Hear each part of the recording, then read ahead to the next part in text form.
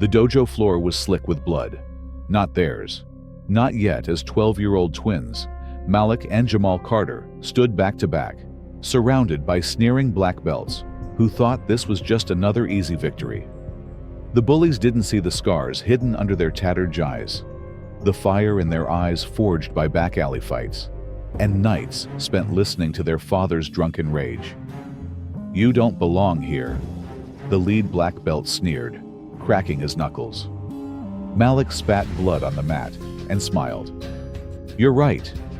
What happened next would shatter every expectation.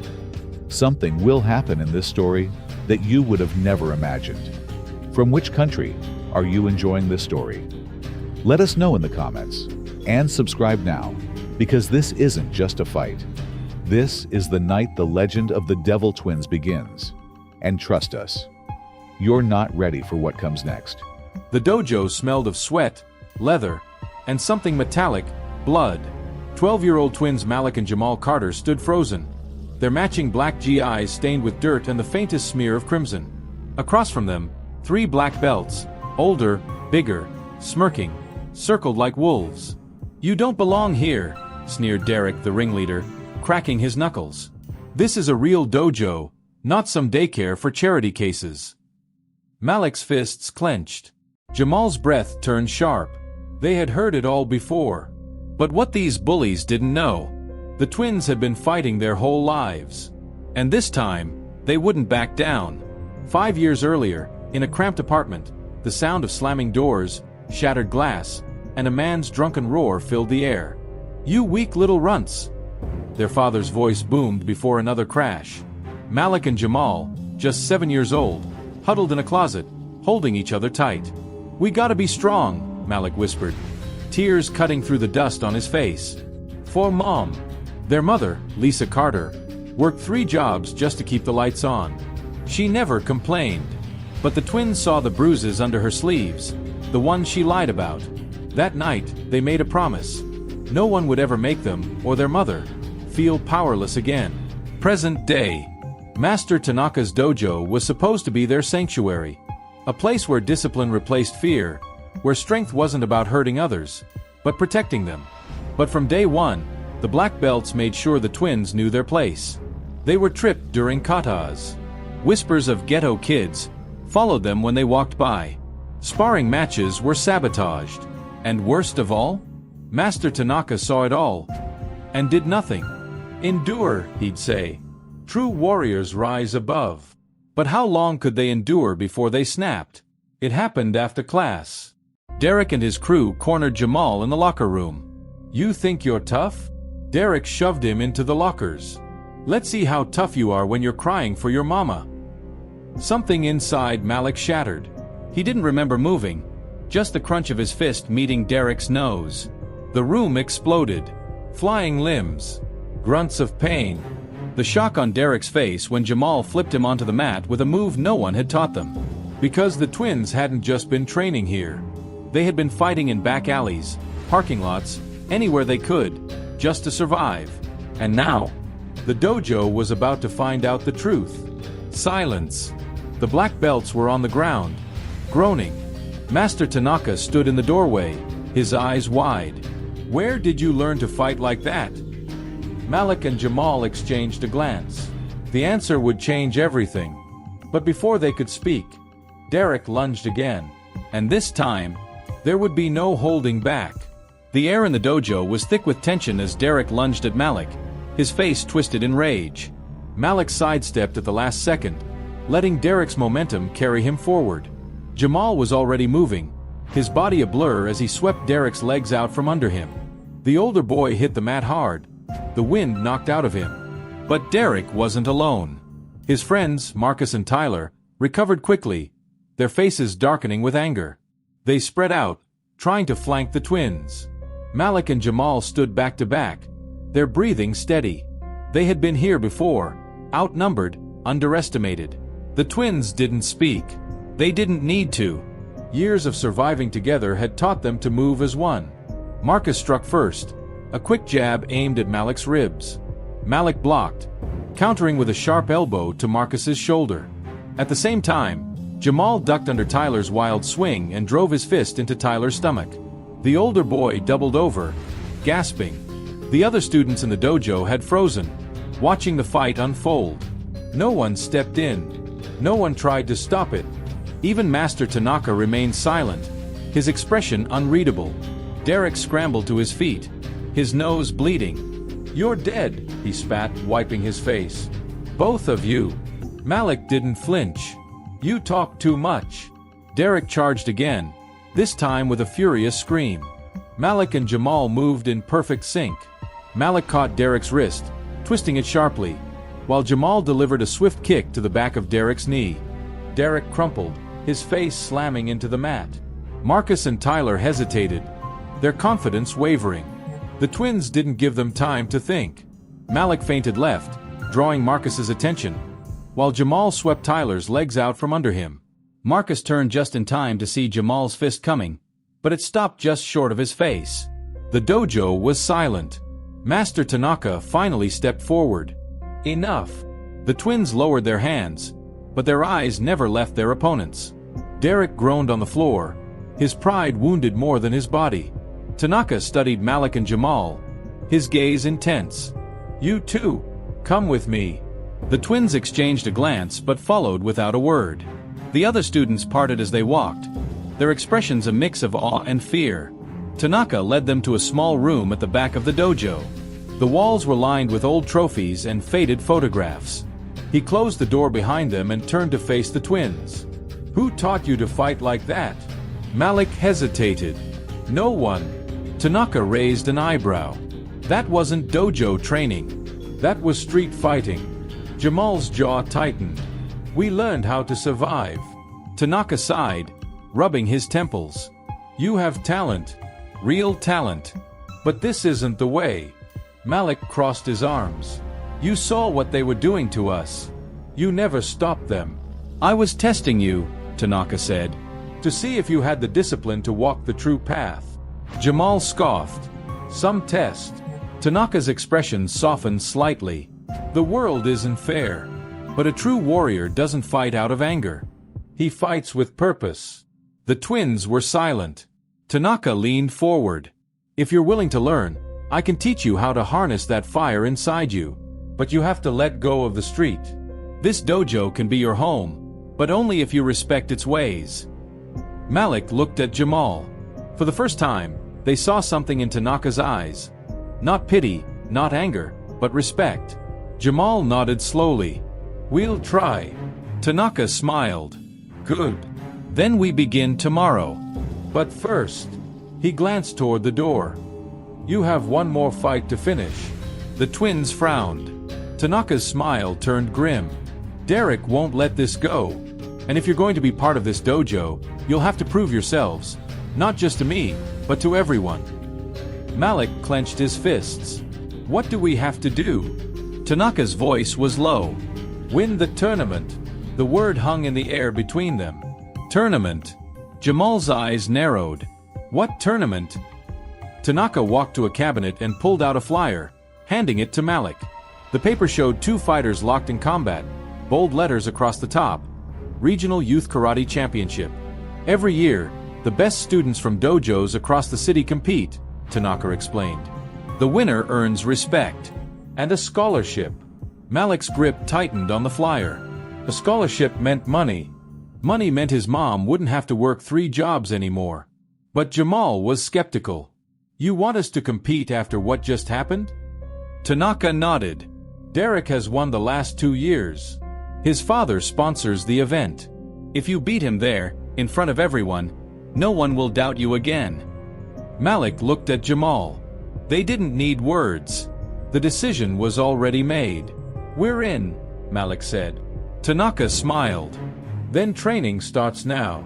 The next few weeks were brutal. Tanaka pushed them harder than ever before. Early mornings, late nights, endless drills. The twins' muscles ached, their hands bruised, but they didn't complain. They couldn't, because Derek was watching. Every time they stepped onto the mat, his eyes followed them, dark with hatred. His friends whispered, their laughter sharp, but the twins ignored them. They had a goal now. Then, One afternoon, everything changed. Malik was practicing his forms when he noticed a girl watching him from the doorway. She was around their age, her hair tied back in a tight braid, her arms crossed. "You're sloppy," she said. Malik paused, frowning. "What?" She stepped onto the mat. "Your stance is too wide. You're off balance." Jamal walked over, wiping sweat from his brow. "Who are you?" "Aisha," she said. "And if you want to beat Derek, you'll need my help." The twins exchanged a glance. Aisha smirked. "I was last year's runner-up. I know how Derek fights." Malik hesitated. "Why help us?" Aisha's smile faded. "Because I hate losing." And with that, their training took a new turn. The sound of fists striking leather pads echoed through the empty dojo as Malik and Jamal trained late into the evening. Aisha circled them, her sharp eyes catching every misstep, every hesitation. "Again," she commanded, holding up the pads. "Faster this time. Derek won't give you a second chance." Malik exhaled sharply, his muscles burning, but he didn't stop. He couldn't. The tournament was only 3 weeks away, and every second counted. Jamal, meanwhile, worked on his footwork, his movements fluid but still not quite where they needed to be. Aisha had been relentless in her critiques, but the twins had never learned faster. She knew Derek's style, his tells, his weaknesses, and she drilled them endlessly on how to exploit them. "You're dropping your guard when you pivot," Aisha snapped as Jamal shifted his stance. "Derek will see that coming from a mile away." Jamal wiped sweat from his brow, frustration flashing in his eyes. "I'm trying. Try harder," Aisha shot back. "You think Derek is slacking off right now? He's training twice as hard, and he's got twice the resources." Malik paused, catching his breath. "What do you mean?" Aisha hesitated, then lowered her voice. "His dad owns the biggest martial arts supply chain in the city. Private trainers, top-tier equipment. Derek's been groomed for this since he could walk." The twins exchanged a glance. They had known Derek had an advantage, but hearing it laid out like that made the gap feel even wider. Aisha saw the doubt in their eyes and scowled. "What? You scared now?" Jamal's jaw tightened. "No."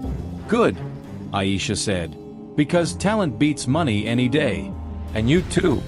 You've got more talent in your fists than Derek's ever had." Something in her tone made Malik believe her. The next morning, the twins arrived at the dojo before sunrise, determined to get in extra practice. But when they pushed open the door, they froze. Master Tanaka was already there, sitting cross-legged in the center of the mat, his eyes closed in meditation. The twins hesitated, not wanting to disturb him, but Tanaka's voice cut through the silence. "Come in." They stepped inside, bowing slightly. Tanaka opened his eyes, studying them. "You're here early." Malik nodded. "We have a lot to work on." Tanaka's expression was unreadable. "Sit." The twins obeyed, settling onto the mat across from him. For a long moment, Tanaka said nothing. Then quietly he asked, "Why do you fight?" The question caught them off guard. Jamal frowned. "What do you mean?" Tanaka's gaze was steady. "You have skill. More than most students I've trained. But skill without purpose is wasted. So I ask again, why do you fight?" Malik's mind flashed to their mother, to the night spent listening to their father's rage, to the promise they had made to never feel powerless again. But he didn't say any of that. Instead, he shrugged. "To win." Tanaka almost smiled. "And after you win?" The twins were silent. Tanaka leaned forward. "A true warrior doesn't fight for victory. He fights for something greater. For protection. For honor. For those who cannot fight for themselves." He paused. "Why do you fight?" Jamal's voice was quiet but firm. "For our mom." Tanaka nodded, as if he had expected that answer. "Good. Hold on to that.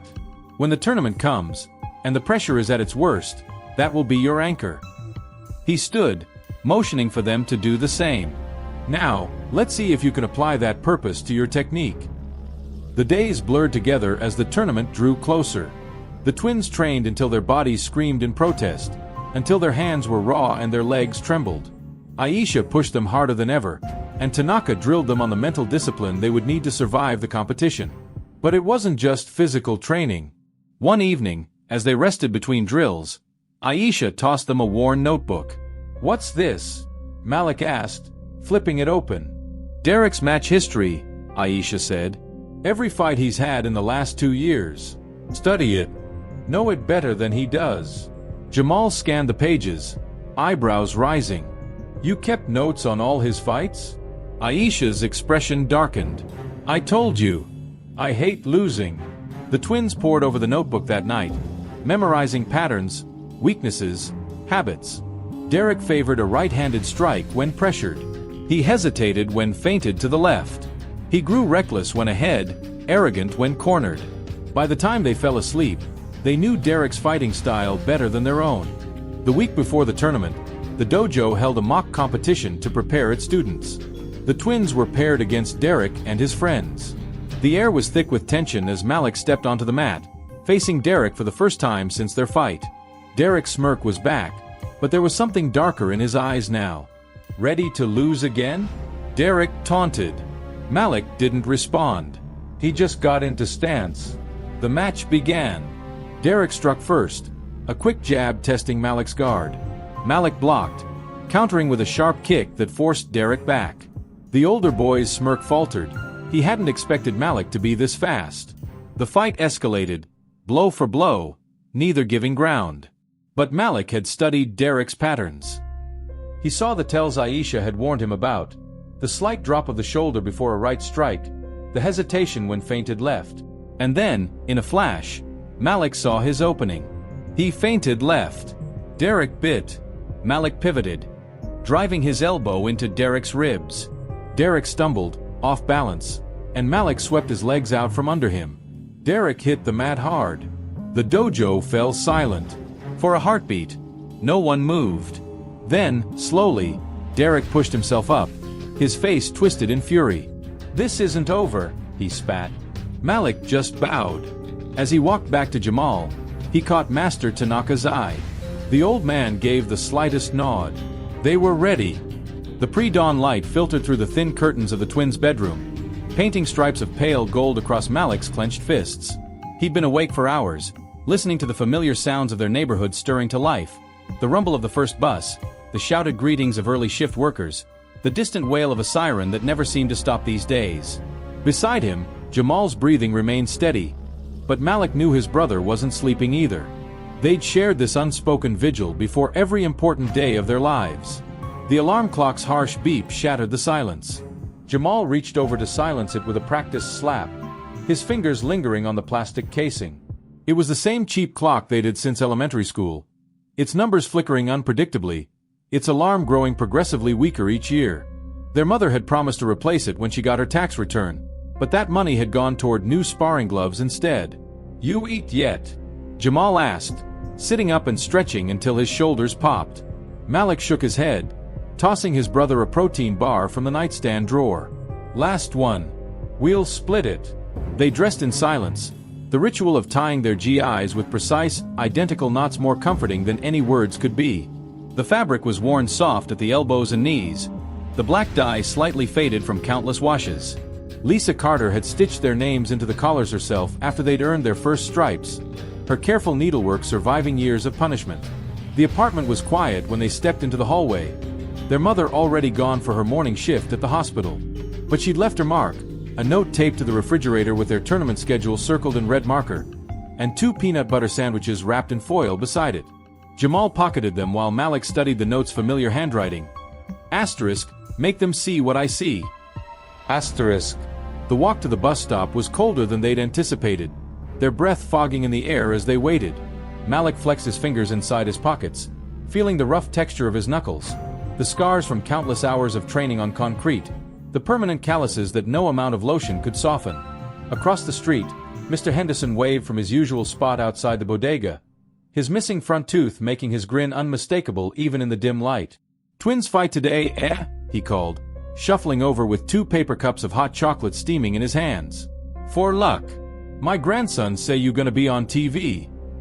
Jamal accepted the cups with a nod of thanks, the sweet scent of cinnamon cutting through the morning chill. Malik watched the old man's arthritic hands tremble slightly as he patted their shoulders, remembering how those same hands had pulled them inside the bodega during that shooting 3 summers ago, had given them free popsicles every time their mother worked a double shift. The bus arrived with a squeal of brakes, its windows fogged with condensation. They took their usual seats in the back, the vinyl cracked and cold beneath them.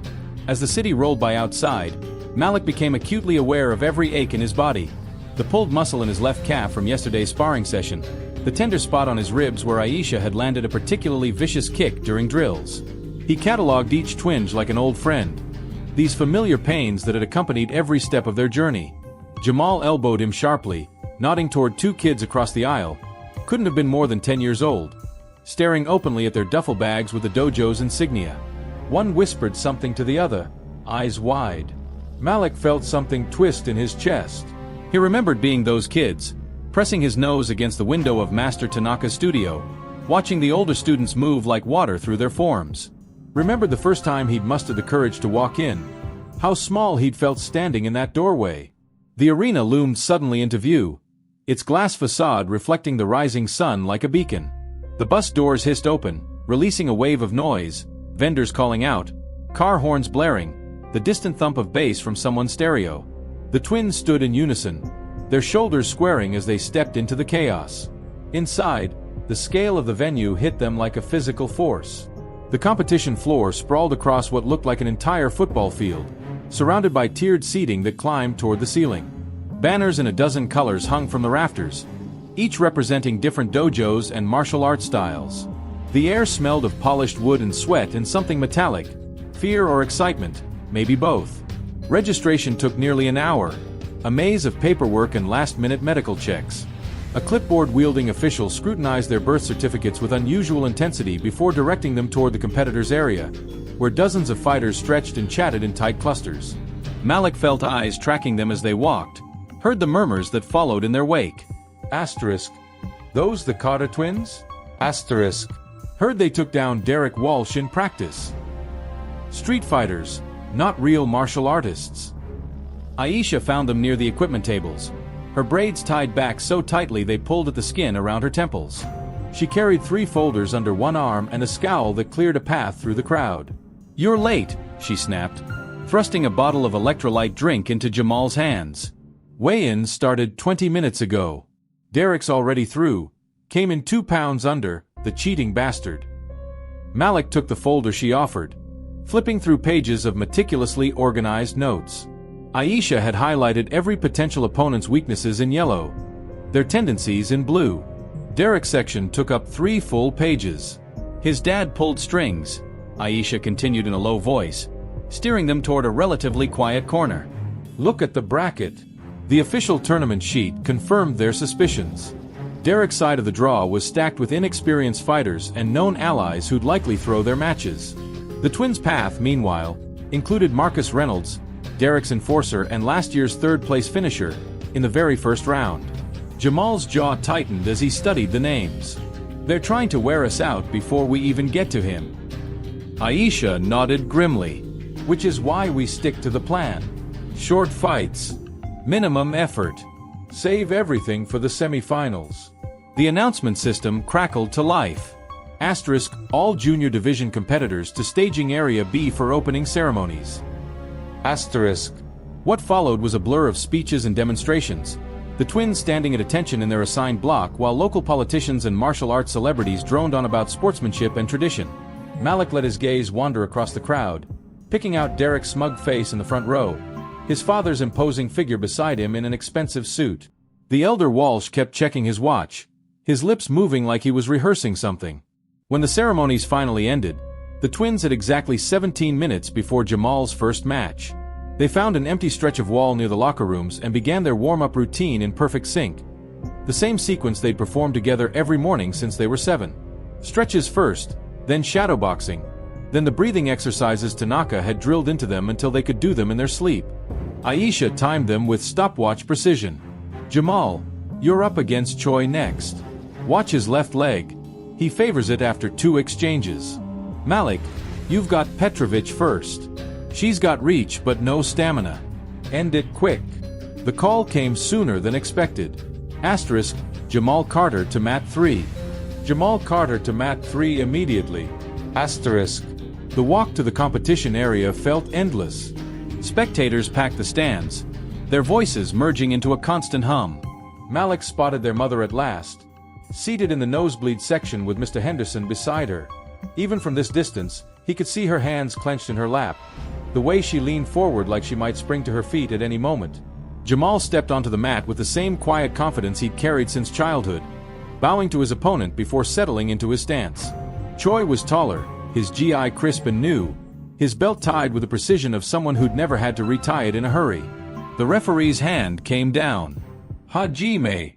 What happened next lasted exactly 47 seconds. Choi opened with a textbook front kick, telegraphing it just enough for Jamal to sidestep and counter with a sharp elbow to the ribs. The taller boy gasped, his rhythm broken. Jamal pressed the advantage with a sweeping low kick that buckled Choi's knees, followed by a perfectly controlled palm strike that stopped a hair's breadth from his nose. Ippon! The referee's shout echoed through the sudden applause. Full point. Match over. Aisha was already pulling Jamal off the mat before the officials finished recording the score. Good. Exactly right. Don't give them any more to study than necessary.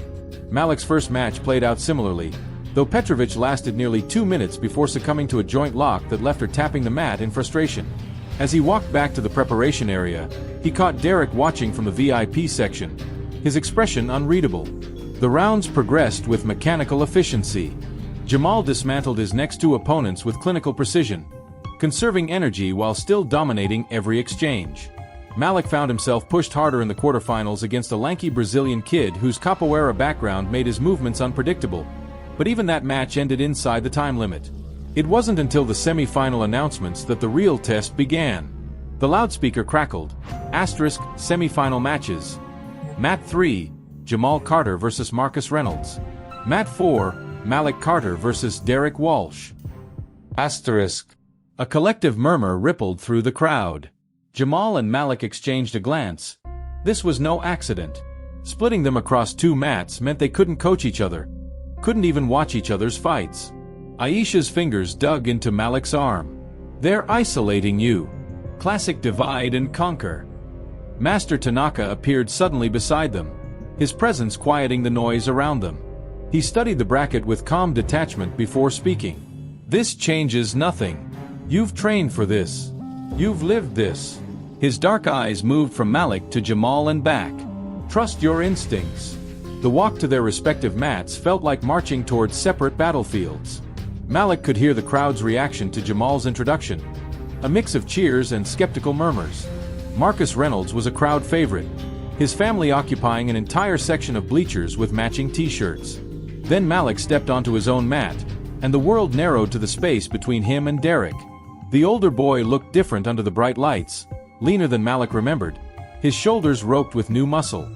His GI was pristine white with black trim, the Walsh Academy crest embroidered in gold thread. The contrast to Malik's faded black uniform couldn't have been more stark.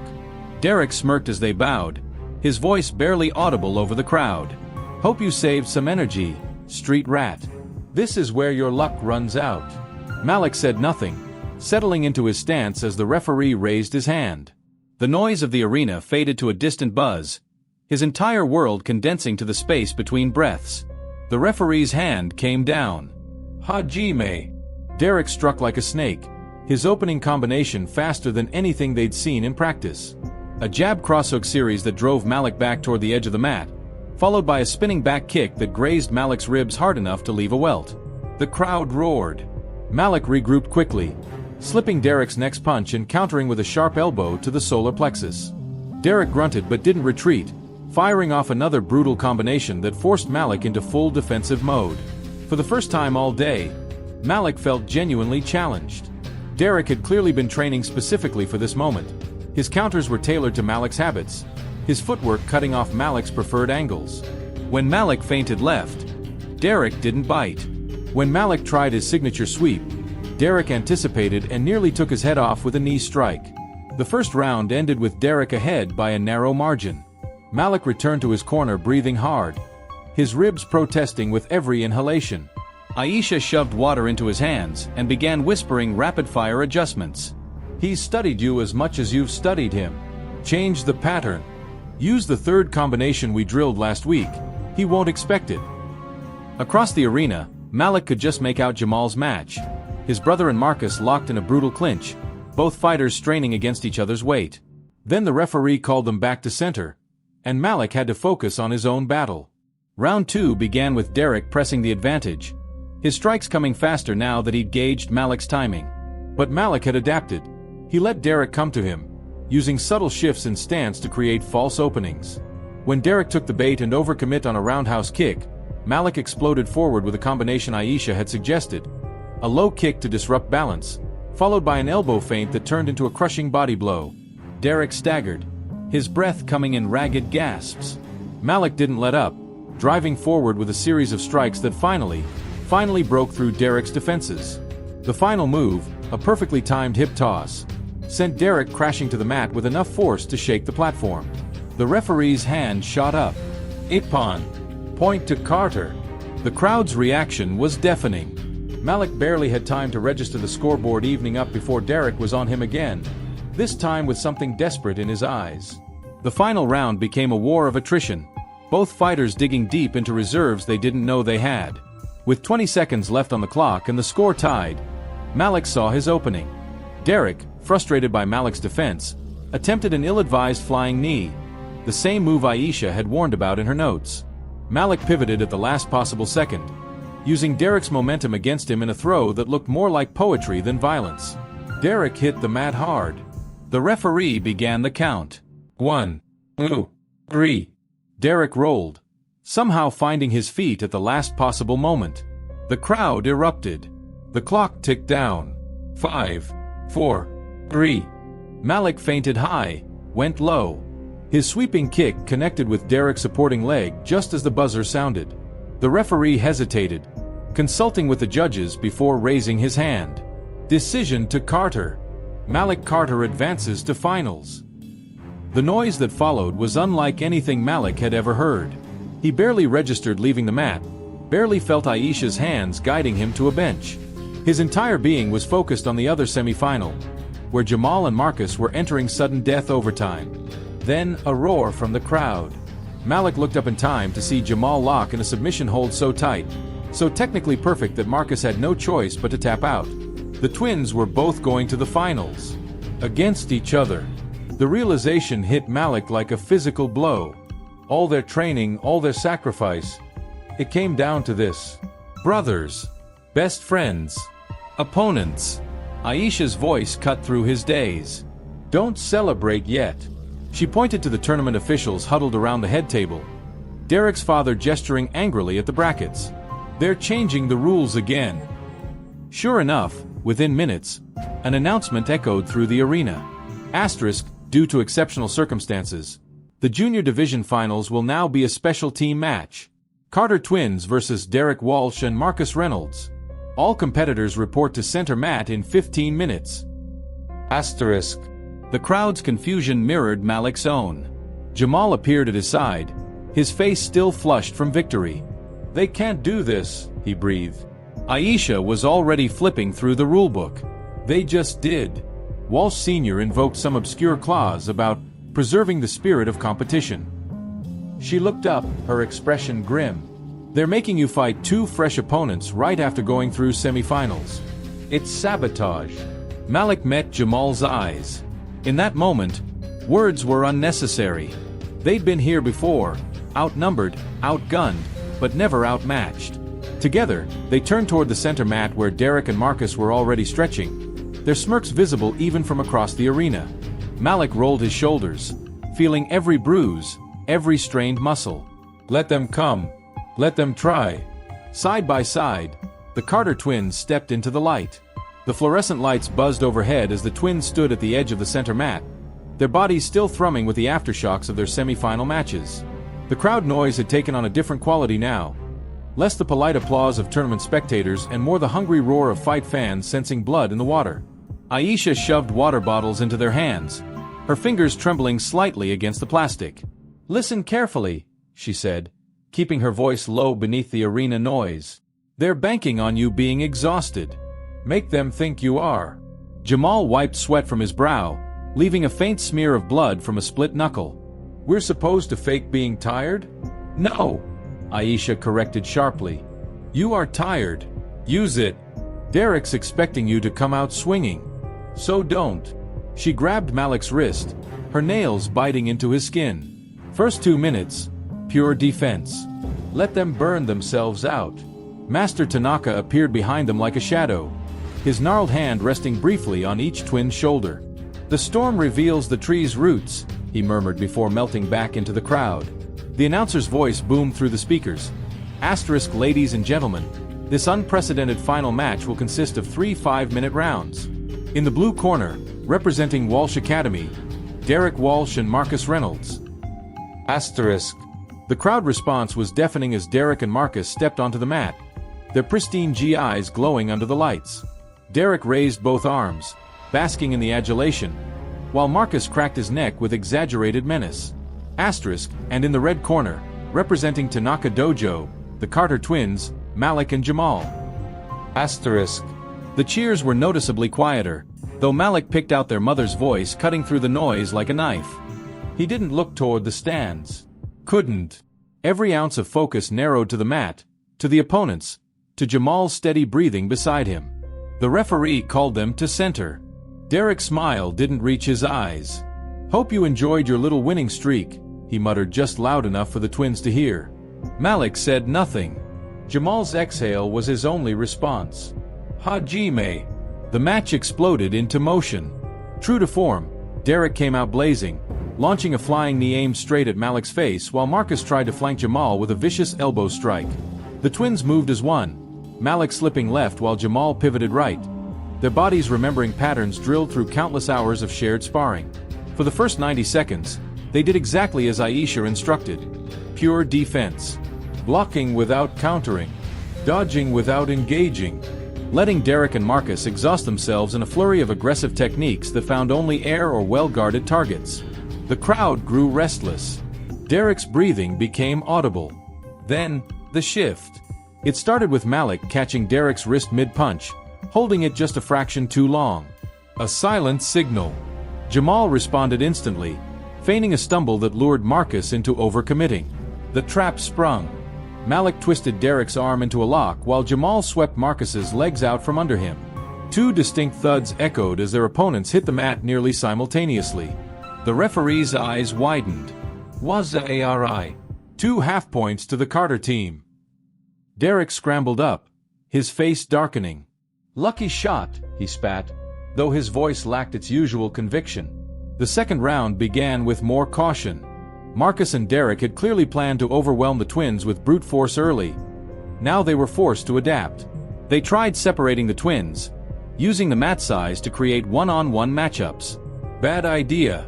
Alone against Marcus, Jamal became a whirlwind of precise strikes, elbows and knees finding every gap in Marcus's defense. Across the mat, Malik let Derek chase him in circles, conserving energy while subtly herding Derek toward Jamal's position. The collision, when it came, was beautiful in its violence. Marcus, frustrated by Jamal's evasiveness, charged straight into Derek's back as Malik sidestepped at the last second. The 2 bullies went down in a tangle of limbs, their curses lost beneath the crowd's sudden laughter. "YUKU." The referee's call paused the action while the opponents untangled themselves. Malik caught Jamal's eye. They'd trained for this moment, for the split-second advantage when opponents regained their footing. As Derek stood, Malik was already moving. A perfectly timed foot sweep sent Derek crashing back down while Jamal locked Marcus in an inescapable chokehold. Ippon. Full point to the Carter team. The scoreboard lit up. 2-0. One more full point would end the match. Between rounds, Derek's father stormed to the officials' table, his face purple with rage. The twins watched as money changed hands, as rulebooks were consulted. Aisha cursed under her breath. "They're going to pull something," she warned. "Be ready." The final round began with an immediate rule change.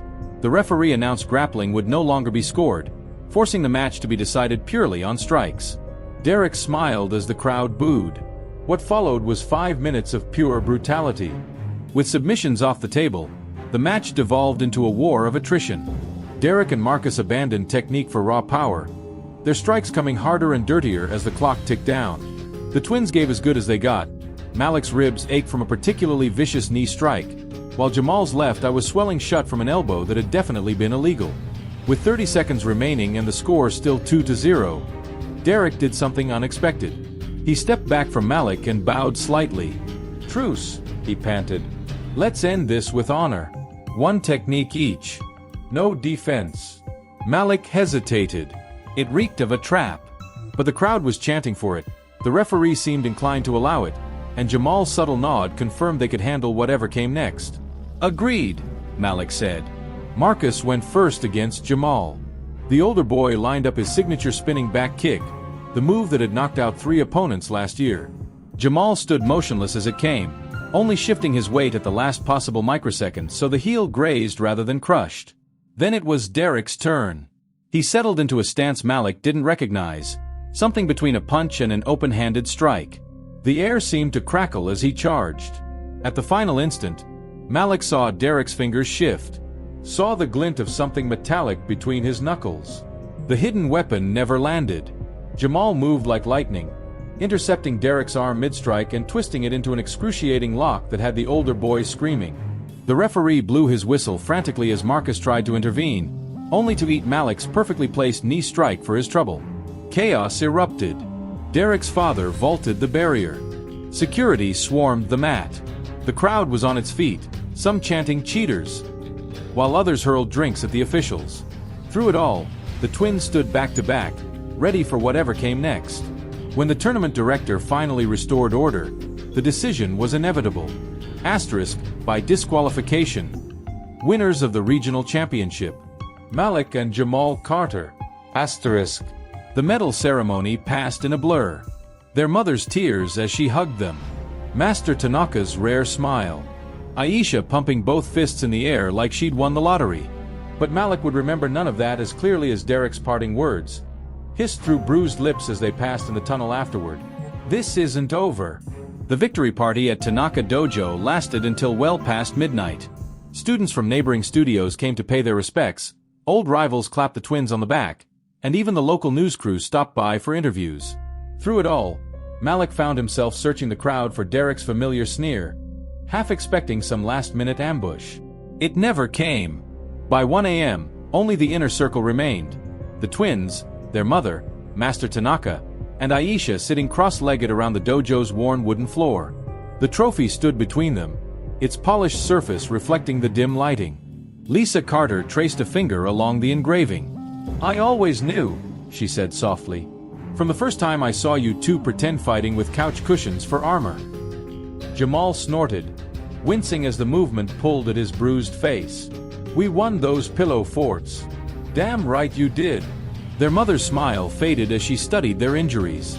"But this, what happened today, is over," Master Tanaka finished for her. He poured tea with hands that didn't tremble despite his age. "Derek Walsh will be suspended. His father's influence only stretches so far after such a public disgrace." Aisha stirred her tea aggressively. "You really believe that?" The old master's silence was answer enough. The walk home was quiet, the twins flanking their mother through streets that felt suddenly more dangerous than they had that morning. Every shadow seemed to hold potential threats, every passing car a possible enemy. Their apartment building welcomed them with its usual symphony of creaks and distant arguments. But when they reached their door, something was wrong. The lock was broken. Malik reacted first, shoving his family behind him as Jamal kicked the door open. What they found inside stole the breath from their lungs. The living room had been demolished. Furniture overturned, pictures ripped from walls, their few valuables smashed beyond recognition. But it wasn't random vandalism. This was a message. A deliberate desecration. On the one intact wall, spray-painted in dripping red letters, "Winners don't always collect their prizes." Lisa Carter's hands flew to her mouth. Jamal reached for the baseball bat they kept behind the couch, now snapped in two. Malik simply stood there, reading the words over and over until they lost all meaning. The police took 2 hours to arrive. Their report would note the incident as probable gang-related activity. Despite the twins' insistence, they knew exactly who was responsible. The officers promised extra patrols, took cursory notes, and left with sympathetic shrugs. After they'd gone, The twins sat amidst the wreckage of their home, listening to their mother's quiet sobs from the bedroom. Jamal broke the silence first. "We can't let this go." Malik examined his bruised knuckles. "We won't." A plan formed in the space between heartbeats. No words needed. They'd been brothers long enough to communicate in glances, in shared breaths, in the silent language of those who fought back-to-back their entire lives. Tomorrow they would begin. Not as victims, not as champions, but as warriors with nothing left to lose.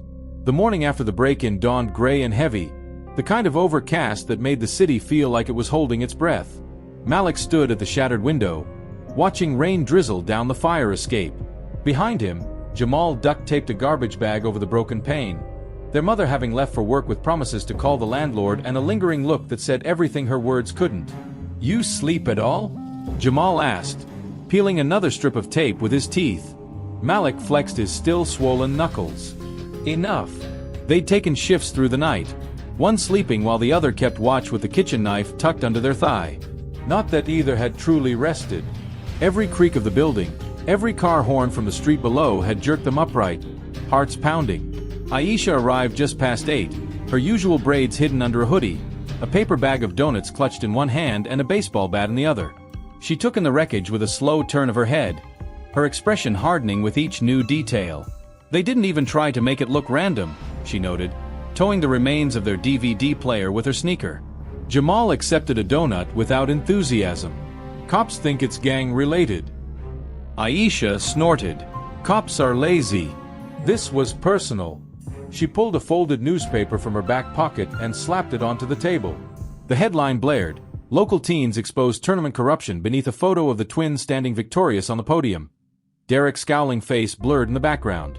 Malik skimmed the article. They printed everything. The bribes. The rigged brackets. Even the hidden knuckle dusters. "Which means Derek and his old man are desperate," Aisha said. She flipped the paper over to reveal another article. This one about Walsh Academy's upcoming charity exhibition. "And stupid. They're still holding this thing tomorrow night like nothing happened." Jamal's eyes met Malik's across the table.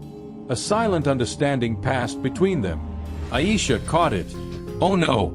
Whatever you're thinking. We're just going to watch," Malik said mildly. "Like hell." Aisha planted her hands on her hips. "You think they won't be expecting that? After this?" She gestured to the ruined apartment. Jamal smiled, the kind that didn't reach his eyes. "Let them." Walsh Academy's charity showcase was exactly the kind of event the twins had spent their lives watching from the outside. Stretching limos disgorged well-dressed attendees beneath a glowing marquee, while hired security checked invitations at the door. Malik and Jamal observed from across the street, hoods up against the drizzling rain, their vantage point offering a perfect view of the arriving guests. "There," Jamal murmured, nodding toward a sleek black sedan pulling up. Derek emerged first, his tailored suit a far cry from the GIs they'd seen him in last.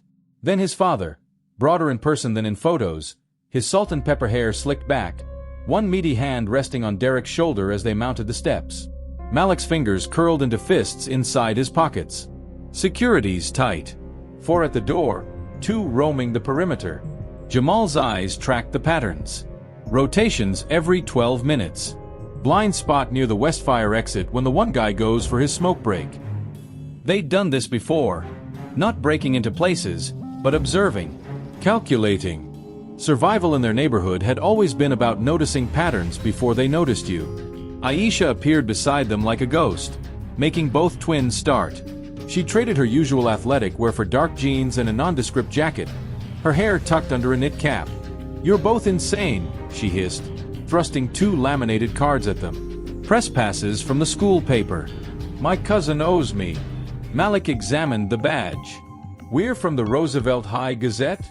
Shut up and act like you belong."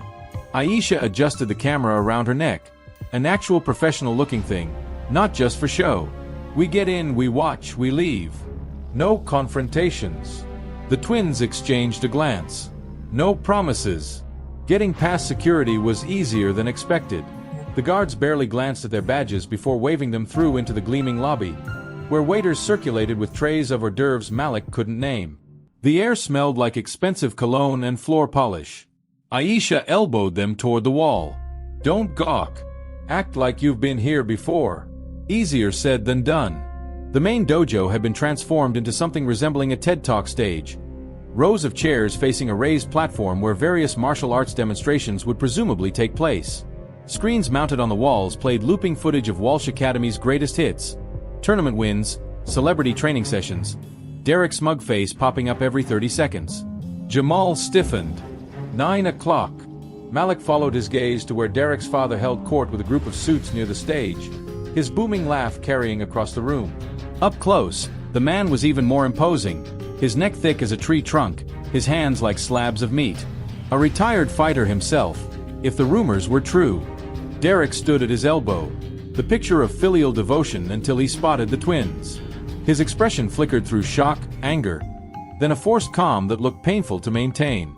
He whispered something to his father, who turned slowly, his gaze locking onto them like a missile lock.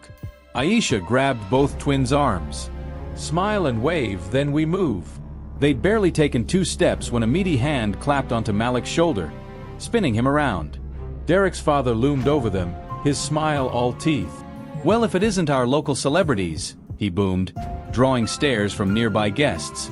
Up close, his cologne was overwhelming, his grip just shy of painful. "Come to see how a real martial arts academy operates?" Malik kept his voice even. "Just covering the event for our school paper, sir."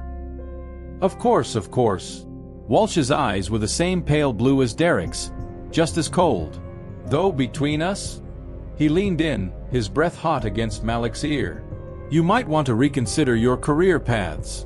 Journalism can be hazardous." The threat hung in the air as he straightened, his smile never wavering. Derek smirked behind him, clearly enjoying the exchange.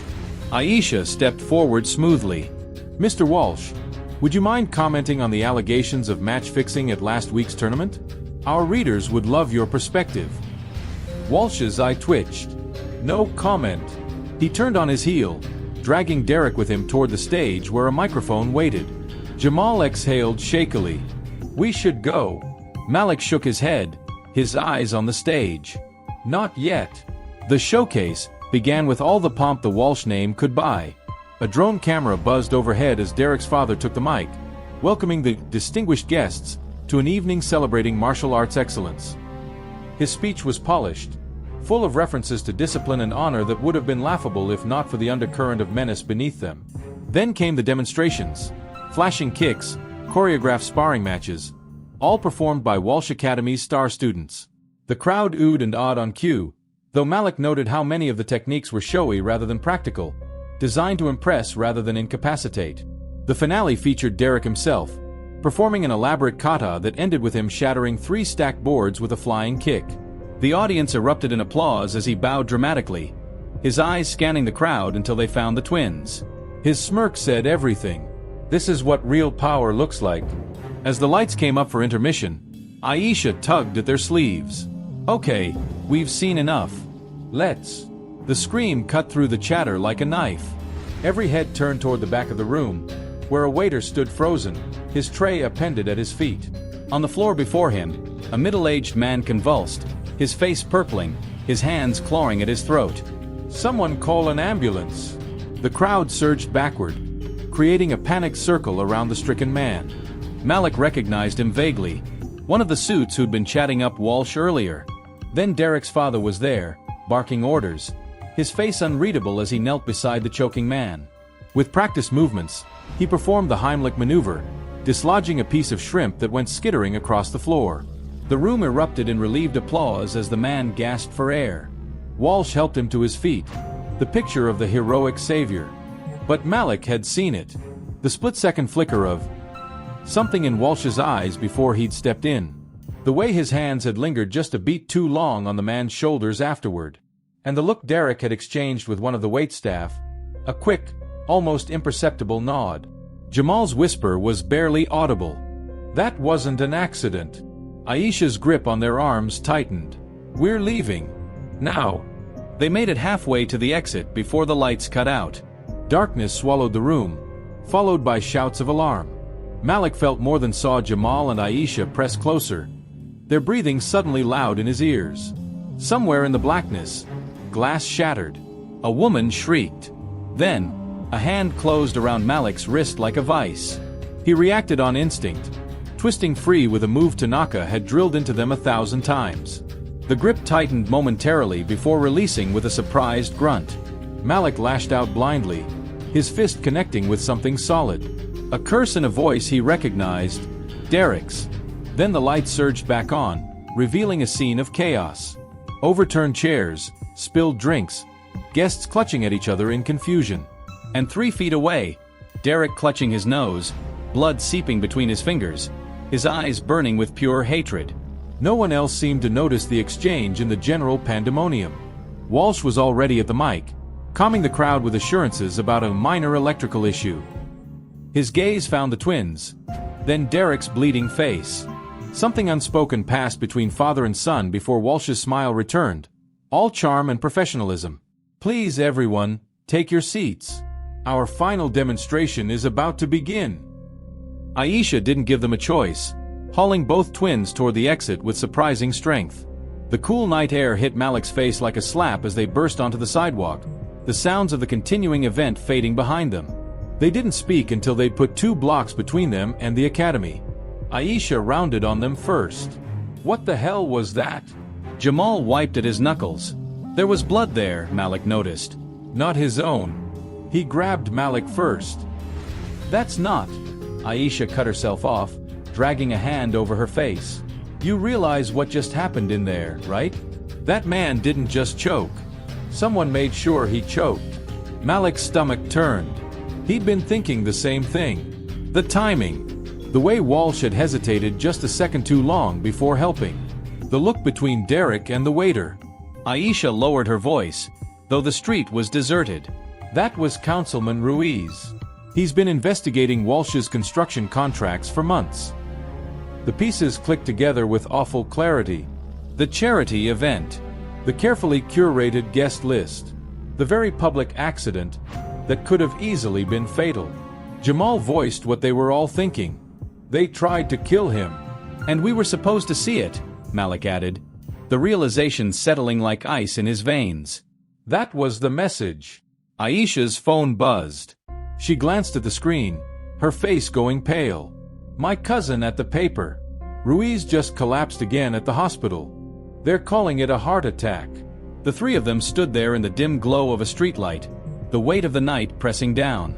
This wasn't just about trophies or bruised egos anymore. They'd stumbled into something far darker. And Walsh knew they'd seen it. The rain had turned into a proper downpour by the time they reached Aisha's cousin's apartment. A cramped but tidy 1-bedroom above a bodega that smelled like cumin and stale coffee. Malik watched water droplets race down the window as Aisha's cousin, Mateo, paced the length of the room, his laptop open on the kitchen table. This is bad, Mateo muttered for the 3rd time, running a hand through his already disheveled hair. Like, subpoena and witness protection bad. Jamal leaned against the counter, arms crossed. You're sure it was poison? Nothing sure until the tox report comes back, Mateo said, tapping at his keyboard. But Ruiz was healthy. No history of heart issues. And the timing. He trailed off meaningfully. Aisha handed the twins steaming mugs of tea neither of them wanted. Walsh couldn't know Ruiz would react that way in front of everyone. It was a gamble. Or the plan all along, Malik said quietly. He'd been replaying the scene in his head on a loop. The choking, the panic, Walsh stepping in just in time to be the hero. A man dead by morning, and no one the wiser. Mateo snapped his laptop shut. You kids need to go to the police. The twins exchanged a glance. Jamal's voice was flat. With what? A hunch. I have sources at the hospital, Mateo pressed. If the tox report shows something. And how long will that take? Aisha interrupted. A week? 2. What happens to them in the meantime? The unspoken answer hung heavy in the air. Malik studied his reflection in the tea's surface, the bruises from the tournament fading to yellow at the edges, the cut on his lip Derek had given him in the dark. They'd walked into a war they didn't understand, against people who played for keeps. His phone buzzed, a text from an unknown number. The screen showed only a photo. Their mother leaving the hospital, her scrubs rumpled, her face drawn with exhaustion. The timestamp was 20 minutes ago. No words. None needed. Jamal saw it over his shoulder, his breath catching. They're watching her. Mateo paled. Okay, new plan. You stay here tonight. Tomorrow we... Malik was already standing, the chair scraping loud against the floor. We can't. Aisha grabbed his arm. You walk out that door, you're playing right into their hands. And if we stay? Jamal asked, uncharacteristically quiet. What happens when they realize threats don't work? The silence that followed was answer enough.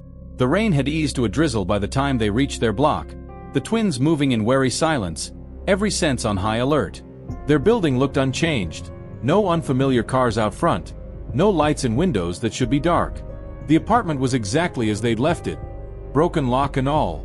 Their mother wasn't home yet, her shift at the hospital running late as usual. Malik checked his phone again. No new messages. Jamal sank onto the couch, his hands trembling slightly. We should call Tanaka. And say what? Malik paced the length of the living room, his skin crawling with restless energy. That we think Derek's dad maybe poisoned a city councilman at a charity event? With what proof? The photo is just a photo. Could have been taken by anyone. Malik stopped at the window, peering through the broken blinds at the street below. Nothing seemed out of place. That somehow made it worse. The creak of the front door had them both tensing before their mother's voice called out, weary but familiar. Boys? You home? Malik forced himself to breathe. In here, Ma. Lisa Carter looked every one of her 45 years as she shuffled into the living room, her scrub stained with what might have been coffee or blood. She took in their tense postures, the way Jamal's eyes kept darting to the window. What happened? The twins exchanged a glance. How much to tell? How much to burden her with? Jamal settled on partial truth. We went to that Walsh Academy thing tonight. Saw some weird stuff. Their mother's face did something complicated. You went there? After what they did here? She set her bag down with deliberate care. Tell me. So they did, leaving out the poisoning suspicion, the threatening photo. Just the broad strokes. Derek's hostility, the strange power outage, the sense they'd overstepped somehow. Lisa listened without interruption, her hands steady as she poured herself a glass of water. When they finished, she said only, pack a bag. Each. Essentials only. Malik blinked. What? We're going to your Aunt Renee's upstate. She held up a hand against their protests. Just for a week. While things settle. Jamal frowned. You're not due for vacation until...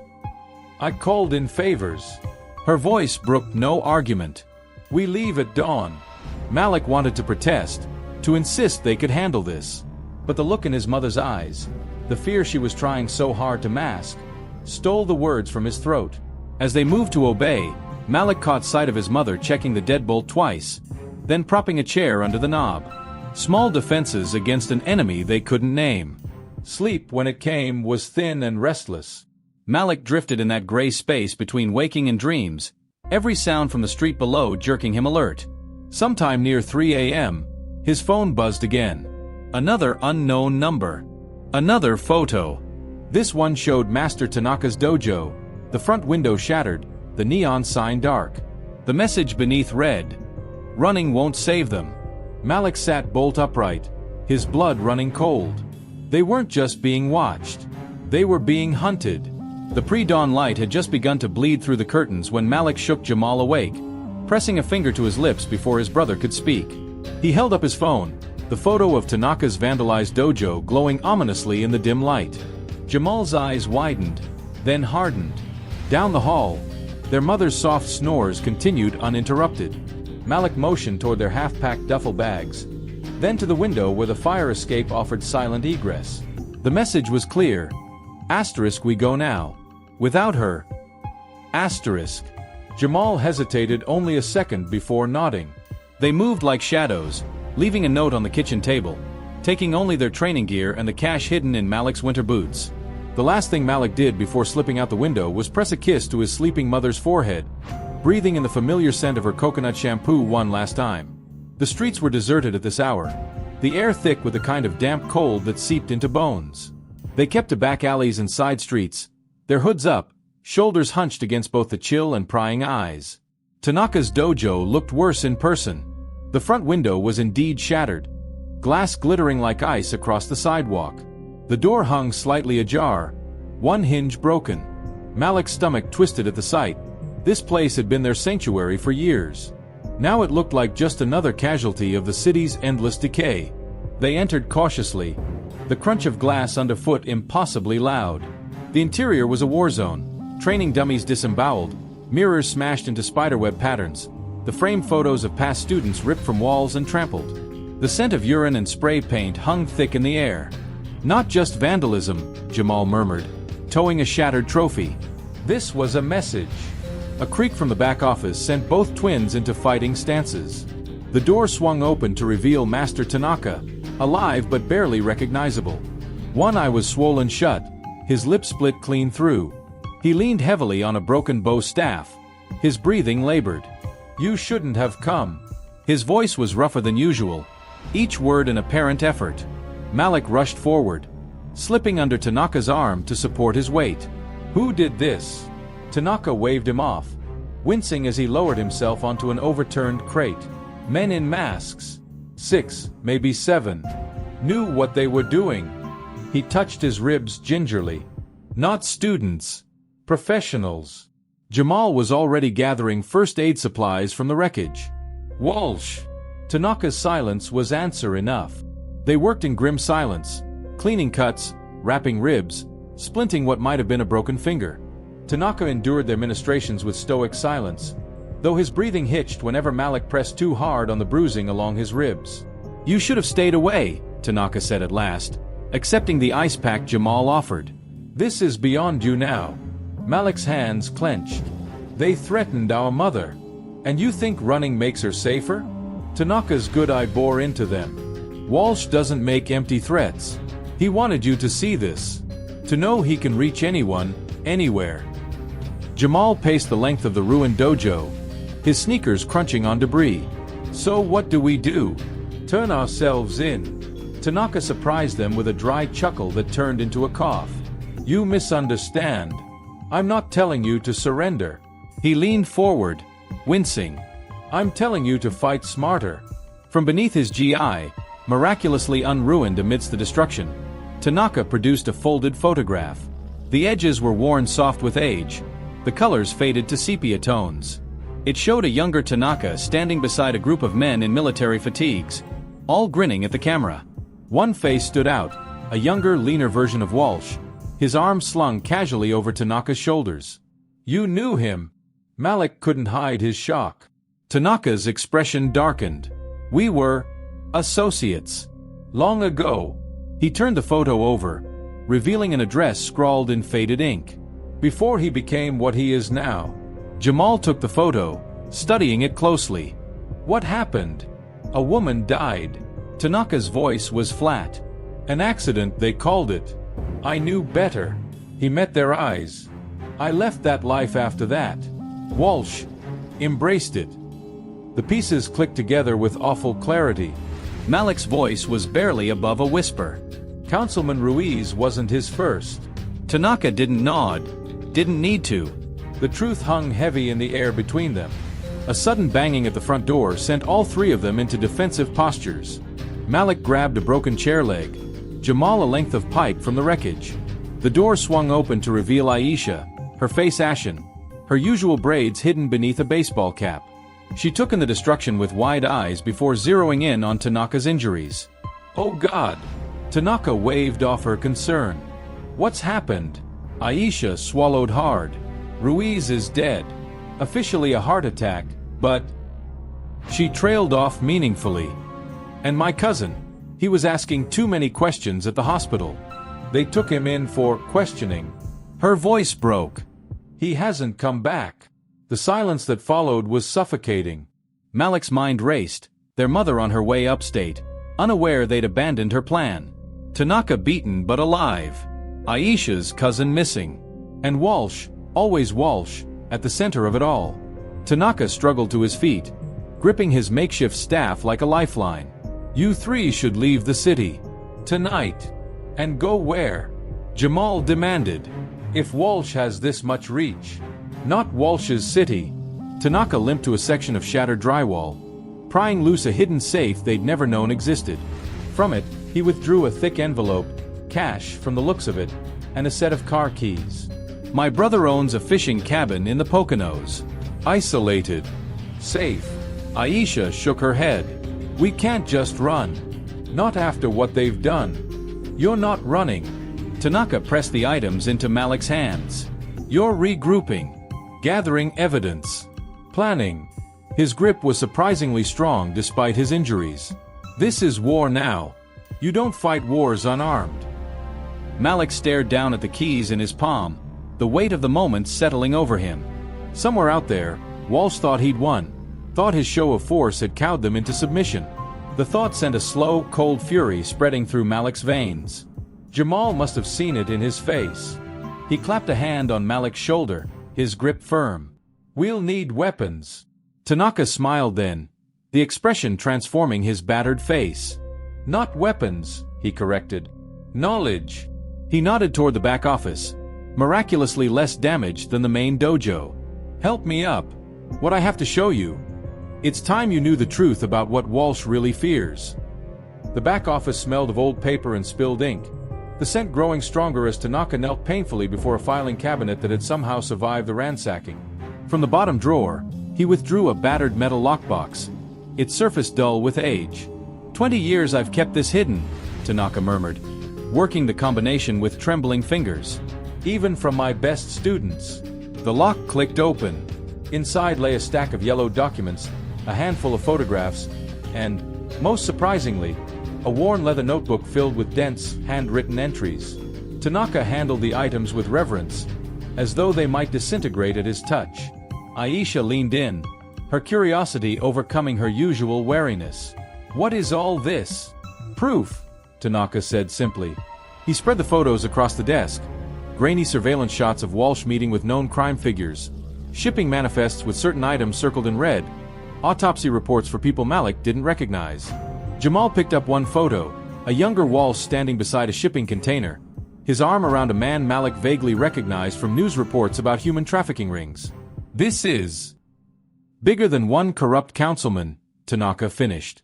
He tapped another photo, a warehouse Malik thought he recognized from the industrial district. Walsh's real business. The dojos, the tournaments, window dressing. Malik's mind raced, connecting dots. The charity event. Ruiz was investigating him. And now Ruiz is dead. Tanaka's voice was grim. Just like the others. Aisha had gone very still, her eyes fixed on one particular document, a list of names with dates beside them. Some dates were crossed out in red ink. These are people who stood against Walsh. Tanaka didn't look at the list. The crossed-out ones didn't live to regret it. A cold knot formed in Malik's stomach. He thought of their mother, hopefully already on her way to safety. Thought of Aisha's missing cousin. Thought of the message on his phone. Running won't save them. Jamal broke the silence. "Why show us this now?" Tanaka met his gaze steadily. "Because you're already involved. Because Walsh has made it personal." He gestured to his injuries. "And because I'm getting too old for this fight." The unspoken implication hung in the air. Asterisk, it's your fight now. Asterisk. Malik picked up the notebook, flipping through pages of meticulous notes. Dates, locations, names. Tanaka's handwriting. But the style was different than his usual lesson plans. More clinical. More military. "You were gathering evidence," Malik realized aloud. "All these years." Tanaka's smile was thin. "Old habits." Aisha was already photographing documents with her phone. "We need to get these somewhere safe. Multiple copies." Tanaka nodded approvingly. "Smart girl." He turned to the twins. "You understand now? This isn't about trophies or dojos anymore. Walsh will kill to protect what he's built." Malik thought of Derek's smirk, of Walsh's too tight grip on his shoulder at the charity event. Thought of the broken glass in their apartment, the implicit threat to their mother. His voice, when it came, surprised him with its steadiness. "Then we'll have to kill him first." Tanaka didn't flinch. "If it comes to that." He reached into the lockbox one last time, withdrawing 2 items that made the twins freeze: a pair of matte black handguns, well-oiled and clearly maintained despite their age. Jamal actually took a step back. "We don't. I'm not giving them to you," Tanaka interrupted. "I'm showing you what you're up against." He returned the weapons to the box. "Walsh's people carry these. Some carry worse." The reality of their situation settled over the room like a shroud. This wasn't a tournament. There would be no referees, no rules, no medals for second place. Aisha broke the silence. "We need a plan." Tanaka nodded. "First you disappear. The cabin is safe. No phones. No contact until we're ready." He looked at each of them in turn. "Second, we copy everything. Multiple sets. Hidden where Walsh can't reach them. And then?" Malik asked. Tanaka's smile was all teeth. "Then we remind Vincent Walsh that some prey bites back." The cabin in the Poconos wasn't what Malik had expected. Instead of some rustic hunting lodge, it was a cramped, mildewed box barely larger than their apartment back home. The air smelled of damp wood and stale cigarettes, the furniture all sagging couches and mismatched chairs that looked salvaged from yard sales. Jamal kicked at a suspicious stain on the shag carpet while Aisha tested the faucets. Only the cold water worked. Tanaka's brother had clearly used the place for storage more than recreation. Cardboard boxes lined one entire wall, their contents spilling out. Fishing gear, old Playboys, a stack of VHS tapes labeled in messy Sharpie. Malik poked through them absently while Jamal checked the perimeter. "No landline," Jamal reported, peering out the grimy kitchen window at the tree line. "Cell service is spotty at best." Aisha dumped her backpack on the rickety kitchen table, pulling out 3 burner phones still in their packaging. Tanaka thought of that. She tossed one to each twin. "Prepaid minutes only. We use them sparingly." Malik caught his midair, turning the cheap plastic over in his hands. It felt absurdly light compared to the weight of what they were about to do. "Who do we even call?" "Each other. Tanaka. No one else." Aisha was already powering hers on, her fingers flying over the tiny keypad. "I'm inputting the numbers now. Memorize them, then wipe the screens." Jamal leaned against the counter, arms crossed. "You really think Walsh can track calls?" "I think a man who has city council members killed doesn't take chances." Aisha's voice was matter-of-fact. She held up her phone. The background was already set to a photo of the documents they'd copied at the dojo. "This is our playbook now. We study it like our lives depend on it." Because they did. The next few days passed in a strange, suspended reality. They fell into a routine. Morning drills in the small clearing behind the cabin. Afternoons spent memorizing names and dates from Tanaka's files. Evenings sparring under the flickering porch light while Aisha called out corrections.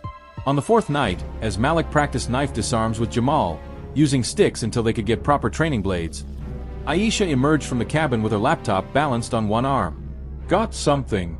The twins crowded around as she booted up the ancient machine, one of Mateo's backups, smuggled out in her duffel. The screen flickered to life, revealing a scanned newspaper article from 15 years earlier. Local businessman questioned in dock worker disappearance. The accompanying photo showed a younger Walsh standing outside a police station, his expression more annoyed than concerned. Malik scanned the article quickly. A longshoreman named Hector Mendez had vanished after reportedly confronting Walsh about missing shipments. His body was never found. "Sound familiar?" Aisha asked grimly. Jamal's jaw tightened. "Just like Ruiz." Aisha pulled up another file, a grainy photocopy of a shipping manifest with several items circled. Mendez worked these docks. According to Tanaka's notes, Walsh was using cargo containers to move drugs, arms, maybe even people. Malik thought of the photo in Tanaka's files. Walsh standing beside that shipping container. Mendez found out and threatened to expose him, Aisha confirmed. She clicked to another document, a handwritten list of names with dates. Tanaka's been tracking these accidents for years. All people who crossed Walsh. All ruled natural causes or disappearances. Jamal paced the small cabin, his footsteps loud on the creaky floorboards. "We need to hit him where it hurts." "His operation." Malik nodded, flipping through the mental files they'd been memorizing. "The warehouse in the industrial district. That's his hub." Aisha chewed her lip. "It's guarded. Armed guards, according to Tanaka's notes." "Then we don't go in the front door." Jamal's grin was all teeth. They spent the next 2 days planning, using Aisha's laptop to pull up satellite images of the warehouse and surrounding area. The building was massive. 3 stories of corrugated metal with only a few visible entrances, all monitored by cameras. But the real goldmine came when Aisha managed to access old blueprints from the city planning office's archives. Here, she zoomed in on a section of the blueprint. Storm drains run right under the north wall. Big enough for a person. Malik studied the schematics. Leads to a maintenance crawlspace.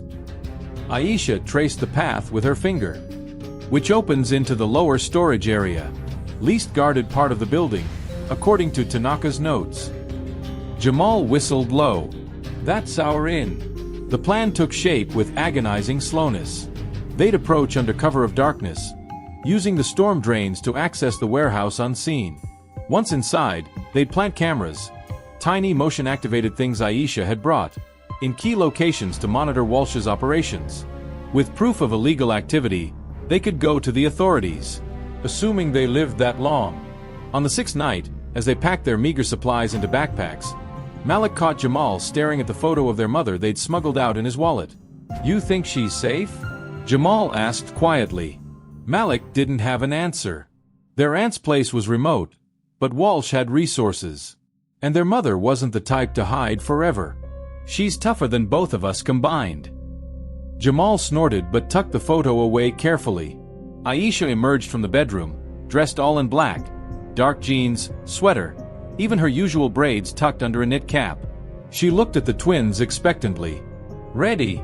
Malik took a deep breath. This was it. No more planning, no more preparation. Just action. "Let's go ruin Walsh's night." The industrial district at midnight was a different world. All shadows and echoing footsteps, the occasional glow of a security light doing little to dispel the darkness. They parked Aisha's cousin's beat-up Civic 3 blocks away and approached on foot, sticking to alleys and side streets. The warehouse loomed ahead, its silhouette jagged against the night sky. Malik counted 4 guards patrolling the perimeter, 2 at the main gate, 1 circling the building, and another stationed at a side entrance. All carried visible weapons. Aisha signaled for them to halt behind a dumpster 50 yards out. "Cameras," she whispered, pointing to the small black domes mounted at each corner of the building. "Motion activated. We need to time this perfectly." They waited until the roving guard passed, then made their move, darting from shadow to shadow until they reached the storm drain Aisha had identified. The grate was heavier than expected, rusted shut in places, but after several minutes of straining, it came loose with a screech that sounded deafening in the quiet night.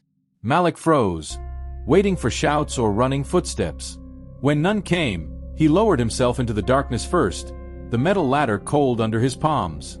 The drain tunnel was cramped and reeked of stagnant water, the ceiling so low they had to crouch as they moved. Aisha led the way with a penlight, its tiny beam just enough to navigate by. "Should be here," she whispered, stopping at a junction where the tunnel branched. The maintenance access hatch was exactly where the blueprint said it would be. A small, square door barely large enough to squeeze through. The lock was ancient and simple. Jamal made quick work of it with a screwdriver and some careful jiggling. The crawl space beyond was even tighter than the drain, forcing them to army crawl through dust and cobwebs. Malik fought the urge to sneeze, his nose tickling from the accumulated grime of decades. Then, light. A thin sliver of it seeping through the vents above them. Aisha held up a hand for silence as they reached the access point. Carefully, so carefully, Malik eased the vent cover aside just enough to peer into the warehouse proper. The space was massive, lit by harsh fluorescent strips that left pools of shadow between stacks of crates and pallets. Workers in coveralls moved methodically, loading and unloading boxes under the watchful eyes of armed guards. Near the center of the room, a familiar figure held court. Vincent Walsh, looking every inch the businessman in his tailored suit as he examined a clipboard handed to him by a nervous-looking underling. Malik's breath caught. They'd known Walsh would be here. but seeing him in the flesh, surrounded by his empire, sent a fresh wave of anger through him. Aisha nudged him, pointing to their left. A catwalk ran along the wall about 15 feet up, their best chance to plant cameras without being seen. The access ladder was just a few yards from their position. They waited for a lull in activity, when most workers were clustered at the far end of the warehouse, before making their move. Jamal went first, slipping through the vent with panther-like grace. Malik followed, then Aisha, all three freezing whenever a guard's gaze swept their direction. The climb to the catwalk felt endless, each rung of the ladder a potential death sentence if someone glanced up. But they made it, crouching low as they moved along the narrow walkway. Aisha distributed the cameras, tiny things no larger than a coin, each with a week's worth of recording capacity. They placed them carefully, one overlooking the main loading area, another near what appeared to be an office, a third with a view of a suspicious-looking door marked authorized personnel only. They were placing the fourth camera when everything went wrong. A shout echoed from below. Malik looked down to see a guard pointing directly at them, his mouth open in alarm. Intruders! Chaos erupted. Workers scattered as guards drew weapons. Walsh's head snapped up, his expression morphing from surprise to cold fury when he spotted them. Go! Jamal shoved Aisha toward the far exit as the first shots rang out, pinging off the metal catwalk. They ran, dodging gunfire and shouting guards. The exit Aisha had identified, a fire escape on the west side, seemed miles away. Malik risked a glance back and wished he hadn't. At least 6 guards were giving chase, Walsh at their center like some avenging demon. They reached the fire escape just as the guards started up the catwalk behind them. Jamal kicked open the door, ushering Aisha through before following. Malik was halfway out when a bullet grazed his arm, the pain white-hot and sudden. He stumbled, catching himself on the railing as more shots peppered the metal around him. Then Jamal was there, hauling him to safety as Aisha triggered the emergency release, the fire escape's ladder collapsing downward with a screech, buying them precious seconds. They hit the ground running, cutting through back alleys and side streets as sirens wailed in the distance. Malik clutched his bleeding arm, his breath coming in ragged gasps. Behind them, the sound of pursuit grew louder, engines revving, voices shouting orders. Aisha led them through a maze of increasingly narrow alleys until they reached a storm drain identical to the one they'd entered through. They dropped into the darkness just as headlights swept the mouth of the alley. The grate clicked shut above them, plunging them into near-total blackness. They didn't move, didn't breathe, as boots pounded overhead, voices arguing about which way the intruders had gone. Only when the sounds faded completely did Malik allow himself to slump against the tunnel wall, his arm throbbing in time with his heartbeat. Aisha's hands were already probing the wound in the dim glow of her penlight. Through and through. Clean. She ripped a strip from her shirt, binding it tightly. We need to move. They'll search the drains eventually. Jamal helped Malik up, his grip firm. Did we get it? Aisha patted her pocket where the remaining cameras rested. Enough to bury him. Malik looked back the way they'd come, toward the warehouse and the man who wanted them dead. Walsh would escalate now. No more subtle threats, no more games. Good. Neither would they. The safe house Tanaka had arranged was a basement apartment beneath a laundromat, the air thick with the scent of detergent and mildew. Malik sat on the edge of a sagging twin bed while Aisha changed the bandage on his arm, her fingers quick and clinical. The wound ached, a constant, throbbing reminder of how close they'd come to disaster.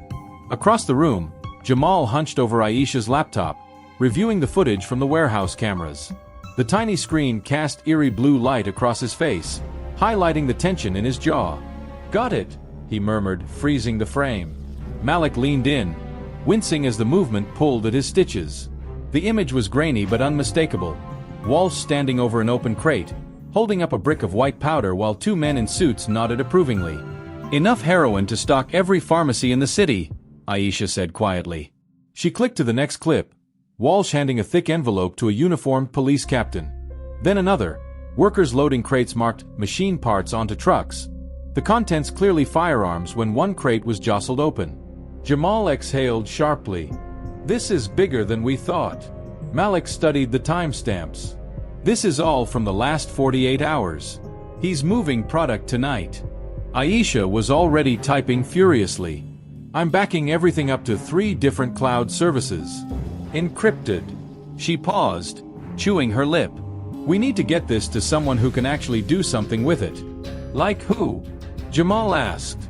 The cops are clearly on his payroll. Malik thought of the names in Tanaka's files, the list of Walsh's enemies both dead and living. Ruiz had allies. People who wanted to take Walsh down. Aisha nodded slowly. Councilwoman Alvarez. She took over Ruiz's investigation.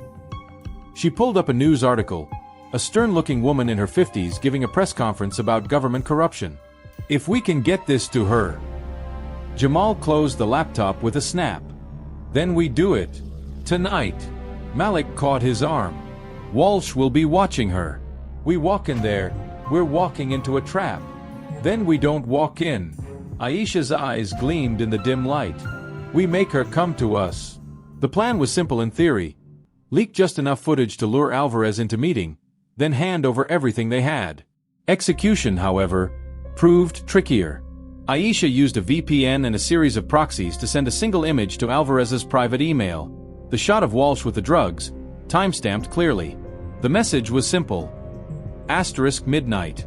Columbus Park. Come alone if you want the rest. *. They chose the park for its sight lines, open enough to spot an ambush, with enough exits to run if needed. Malik and Jamal took up positions in the trees flanking the central plaza, while Aisha waited on a bench, the flash drive hidden in a book.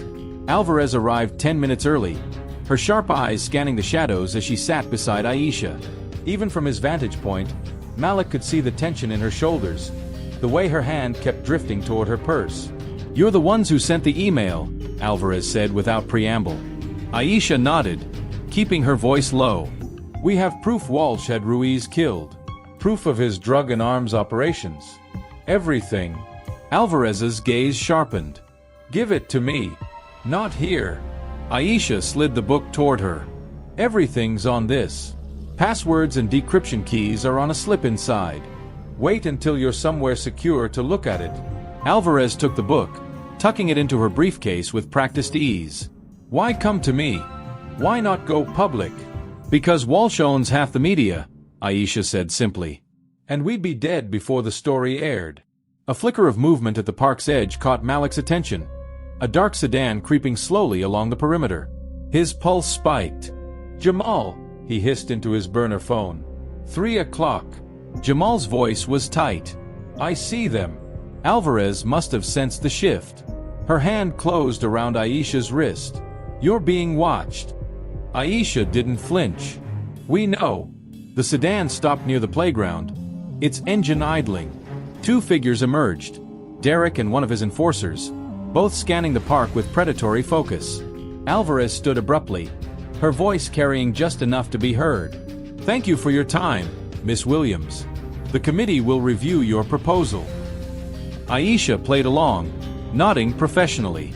"Of course, Councilwoman." Derek spotted them then, his face twisting in recognition.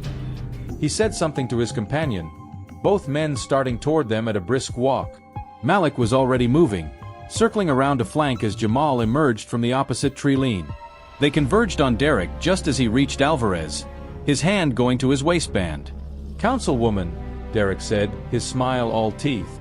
"Fancy meeting you here." Alvarez didn't blink. "Mr. Walsh. Out for an evening stroll." Derek's gaze flicked to Aisha, then to the twins approaching from either side. His smirk faltered slightly. "Looks like a party." Malik stepped into Derek's space, close enough to smell his cologne. "Party's over." For a long moment, no one moved. Then Derek's hand twitched toward his waistband again, and Jamal was there, catching his wrist in a grip that made the bones creak. "Don't." Derek's enforcer lunged, only to freeze when Alvarez cleared her throat. "Officer Mendoza," she said coolly. "I'd hate to explain to your captain why you're harassing constituents on your night off." The man, Mendoza, apparently, hesitated, his eyes darting between Alvarez and Derek. The standoff stretched, tense and brittle. Finally, Derek yanked his arm free, his face a mask of fury. "This isn't over." Alvarez smiled thinly. "No, Mr. Walsh. It's only beginning." They watched Derek and Mendoza retreat to the sedan, its tires screeching as it peeled away. Only when the taillights had vanished did Alvarez exhale sharply, her composure cracking for the first time. "You children have a death wish," she muttered, hefting the briefcase. "But thank you." Aisha met her gaze squarely. "Just get him." Alvarez nodded once, decisively, before striding away into the night. The storm broke 3 days later. Malik saw the first headline on a newspaper left behind in the laundromat. Councilwoman drops bombshell corruption charges against local businessman. The accompanying photo showed Walsh being led from his office in handcuffs, his face a thundercloud. Aisha hooped, startling the elderly woman folding sheets nearby. "They got him!" Jamal snatched the paper, scanning the article rapidly. Not just him, they picked up Derek and half the police department too. He looked up, grinning. Alvarez came through. Malik's knees went weak with relief. He sagged against a washing machine, the constant tension of the past weeks draining away all at once. It was over. Really over. Their celebration was cut short by a familiar voice behind them. "You look like hell." Master Tanaka stood in the doorway, leaning heavily on his cane but otherwise looking much improved from the last time they'd seen him. Behind him, their mother hovered, her eyes red-rimmed but smiling. Malik didn't remember crossing the room, only the crushing tightness of her hug, the way her hands trembled as they cupped his face. "Never do that to me again," she whispered fiercely. Tanaka cleared his throat. "The dojo's been repaired. Mostly." His mouth quirked. "I could use help putting the finishing touches on it." The return to normalcy wasn't seamless. News vans camped outside their apartment for days, hungry for interviews with the whistleblower teens who'd helped bring down Walsh. Alvarez's office issued a statement praising their courage while carefully omitting any details that might paint them as vigilantes. Derek's trial was swift. Too many witnesses, too much evidence. The last they heard, he'd taken a plea deal to testify against his father, trading prison time for slightly less prison time. Walsh himself fought the charges tooth and nail, but with Ruiz's murder investigation reopened and new witnesses coming forward daily, even his expensive lawyers couldn't save him. The dojo became their sanctuary again, the familiar routines of training and meditation grounding them as the media circus died down. Aisha took to stopping by after school, her camera swapped for a GI as she trained alongside them. It was there, months later, that Tanaka found them practicing late one evening. He watched silently from the doorway until they noticed him, then inclined his head toward the office. "Someone to see you." Councilwoman Alvarez sat at Tanaka's desk, her usual crisp suit replaced by more casual attire. She nodded to the twins as they entered. "I owe you an update." The case, she explained, was rock solid. Walsh would spend the rest of his life in prison, his empire dismantled brick by brick. The corrupt cops and officials on his payroll were being rooted out systematically. Ruiz's family had been notified that his killers would face justice. "And you?" she asked, studying them. "What's next for the Carter twins?" Malik glanced at Jamal, seeing his own thoughts reflected back. They'd spent so long fighting Walsh, they hadn't considered what came after. Tanaka answered for them. "They'll teach," he said simply. "Starting with the younger students. Passing on what they've learned." Alvarez smiled, standing to leave. "The city could use more heroes like you." After she'd gone, Tanaka handed Malik a set of keys, the dojo's keys. "I'm getting too old for this," he grumbled, though his eyes sparkled. "Try not to burn it down." That night, as they locked up, Malik paused beneath the dojo's newly repainted sign. Jamal bumped his shoulder. "Think we're ready?" Malik looked back through the window at the gleaming floors, the repaired equipment, the photos of past students, now including one of him and Jamal standing victorious at that fateful tournament. "Yeah," he said, turning the key. "We're ready." Epilogue. The first class of Carter Dojo's junior program had 12 students, mostly neighborhood kids who couldn't afford Walsh Academy's fees, plus a few familiar faces from the old days. Malik watched Jamal lead them through basic stances, his brother's patience a far cry from the angry boy who'd once fought with his fists first. Aisha manned the sign and desk, her camera now used to capture progress photos for parents. Their mother brought snacks for after class, her smile brighter than it had been in years. And in the back office, Malik pinned up a newspaper clipping beside Tanaka's old photos, the headline proclaiming Walsh's conviction, the subhead crediting anonymous sources with providing key evidence. A knock at the door interrupted his thoughts. One of the new students, a tiny girl with braids just like Aisha's, peeked in shyly. Sensei Jamal says it's time for sparring. Malik smiled, following her out onto the mats where the future waited.